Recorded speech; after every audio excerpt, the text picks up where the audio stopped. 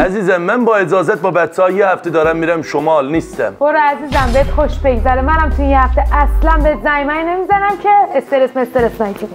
این پولم بگیر. خداحافظ. دلاره ها چنجش کنی. واقعا وقتی اومدی منور کردی اینجا رو، روشن‌تر شده خونه. وای عزیزم دوست اجتماعیته؟ خیلی خوش اومدین. چی میل داری؟ چای یه دونه. چای. چطوره؟ آره خیلی قشنگه. لایکش کن دیگه. لایک کردم. آفرین. چند تا کامنت هم براش کامنتم الان جذاب لعنتی. نه ها. میگم حامد جان من یکم چاق نشدم؟ واقعیتا هم چاق شدی هم زشتی اصلا.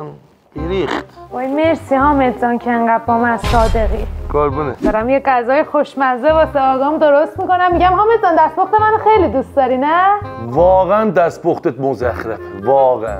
میدونم عزیزم. ان شاءالله سعی میکنم بهتر بپزم از این به بعد. شیرین جان دیر شد، نمیخوای حاضر شی؟ الان سری 2 دقیقه آماده میشم. آره 2 دقیقه. بذار یکم بخوابم.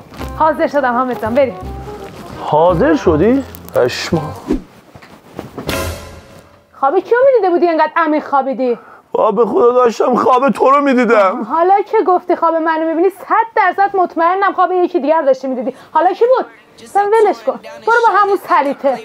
چی میگی؟ کجا میره؟